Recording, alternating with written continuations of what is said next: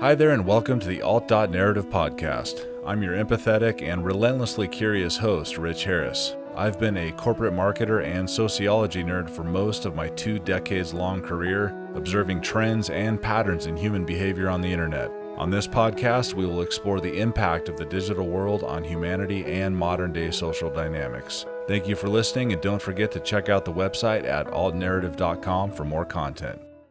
Alt.Narrative blog post written June 27th, 2021. Title, Everything Has a Beginning. My father was a U.S. Marine from 1967 to 1970. He had an insanely stressful job, close to death every day, saw his friends blown up, etc. So tons of PTSD in the mix. Before that, though, he was a creative child in a household where, unless you did sports or were an accountant, you were perceived as an aimless disaster. My grandfather, while an amazing grandparent to us grandkids, had no understanding of what it meant to have a relationship with his sons. Everything was hard-ass, black and white. My dad was 150% creative, nervy, emotional, abstract, heartfelt, and probably as a kid was innately affectionate. Understanding and affection is not something he received from his own father. My grandfather was an accountant. Nobody crossed T's and dotted I's like that dude. He was relentless in his precision with everything, and that carried over into his parenting. He also himself was treated like shit as a kid by his own struggling parents, survivors of the Depression era, etc. High stress and trauma, especially as it related to money, were in our DNA. So the whole idea of a warm, fuzzy parent-child relationship was just lost, not even in the same universe as their family dynamic. This was extremely hard on my father. He was raised feeling like he'd never make the cut with his dad. For my dad, everything in his life was color and music and sensory experience. He never got any real validation for that stuff, just disappointment from his own dad for not being good at Little League baseball.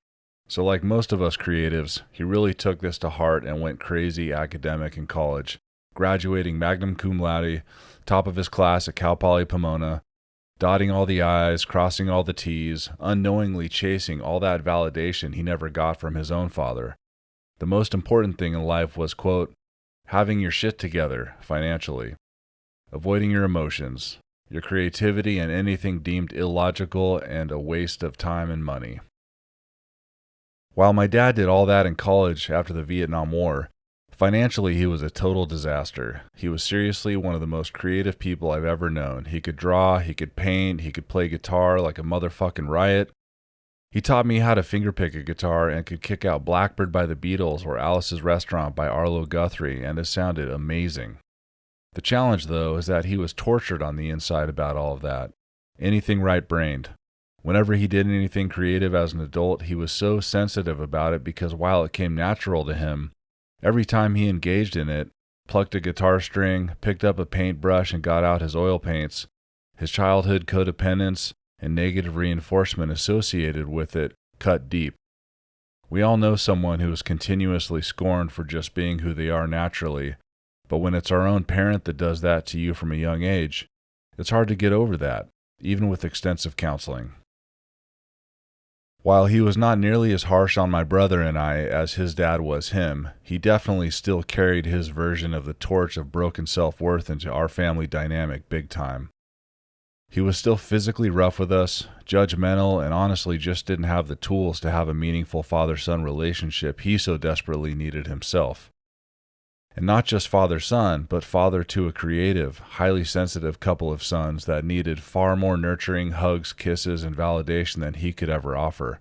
He just didn't have the tools for it. This is where the foundation was laid for financial failure and career breadwinner stress for me. It's where the path to trauma and anxiety for his own kids and my own struggles with the idea of finance, being good enough and deserving enough to succeed at anything started, and why this pandemic handed me my mangled mental health ass on a platter.